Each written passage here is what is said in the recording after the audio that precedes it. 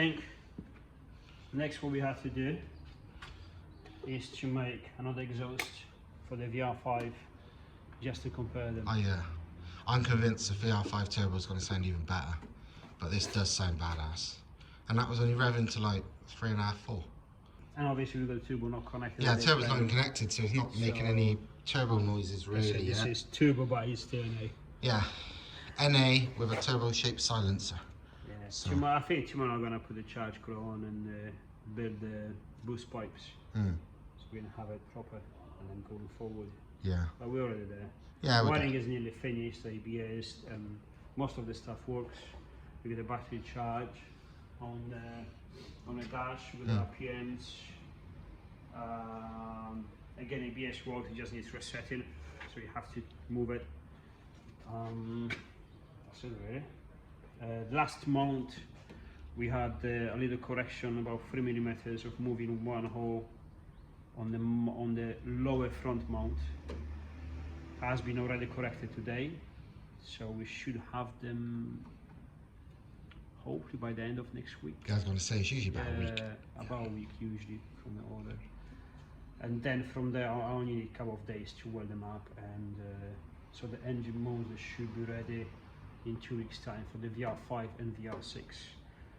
And also we have the engine mounts because it changes for the DSG gearbox, because the rear mount changes. The front mount is the same for both gearboxes, but the rear mount changes. So yeah, 2 weeks to maybe 3 weeks, because then CNC of aluminium as well. Yes. The plates for the all-wheel drive gearboxes. Yeah. That's gonna take may take a week, 10 days. Yeah, it depends how busy. Usually. Yeah, but. So we're there. Yeah, we're there. Everything is there. We've got the engine in. Everything is working. So the wiring loom, again, this is not the product. This is the second version, but now we have to write down the diagram and everything to make the wirings for these, because they're different than 1.8 obviously. But we're almost there. Awesome. I think by the time before this car is gonna be completed, we're gonna have the full kit. Obviously not as full as the 1.8, but you have what? Engine mounts, electrics, drive shafts. That's really what you need to get started. The throttle pedal adapter, you know, the bits that are universal. Yeah. If you want to get a turbo, then you know, charge cooler, because the same stuff that fits the 1.8 fits this, because it doesn't fit the engine, it fits the chassis. And the turbo is in a very similar position to the 1.8, because the engine, yes, is much bigger, but because it's tilted forward, the turbo actually is here. The 1.8 turbo is facing a bit more up, this is facing a bit more back, but the position is almost identical of the turbo outlet, of the compressor outlet. Obviously with this exhaust manifold, with this turbo, different exhaust manifold, the turbo with different position. But from here to the charge cooler, from the charge cooler to the throttle body, which is literally there, it's very easy. I mean, anyone can do it. I mean, if you're able to put the VR6, chop the book and put it in, you know, put spokes on, nothing. Yeah. Or we can just make them for the same setup we have. Yeah, that's the thing. If somebody wants to use that manifold, which we know is good anyway and common. Yeah, they're all right. Yeah. They're all right. You know, they're not bad. I mean, it's nothing special, but we know people push loads of power on. Yeah, exactly. That's the thing. They're nothing fancy, but they do the job. So. That's the beauty on a VR6. You don't need anything mega fancy, mega expensive to make a huge amount of power. No.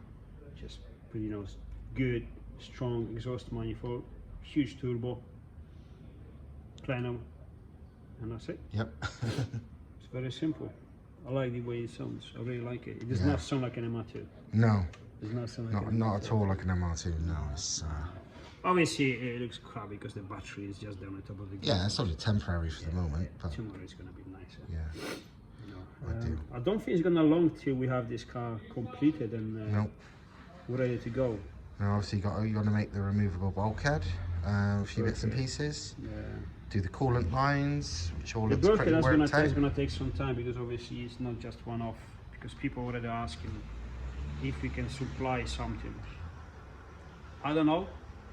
The plan is to supply some sort of a kit or do-it-yourself kit, but maybe the bits, like sheets of aluminium or steel. I think we're gonna make it in alloy.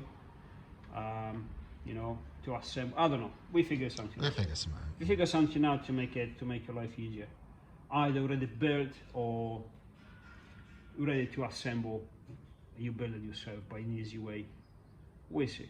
Yeah. As usual, we figure something out. Yeah, you can never tell until it happens. No. The plan is to do something. What exactly? You know, when time comes, we figure it out. We'll find out. We'll figure it out. It's not a big deal anyway. So many people done it already. You know, even if it wasn't necessary.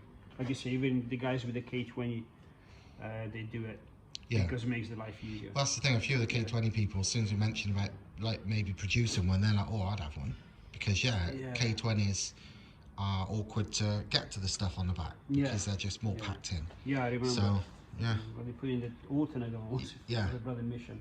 Exactly. But no, this you know, overall is I wasn't expecting this.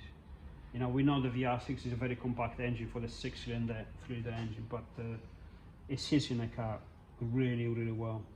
You know, you can, you know, I put the alternator bed from inside the car. Literally fitted the alternator out from there. Yeah. Today I had to do a couple of mods on the crank pulley. I took the crank pulley off. You know, it's close to the chassis leg, but plenty of space to remove the bolt, which is that long. Take the pulley off. You can work on the engine and every single component with no issues. Very, very easy. And before people ask, yes, you can remove the spark plugs from here. Yeah, we checked that. That was one of the first things right back at the beginning when it was. It's close. Yeah. It's close, but you can.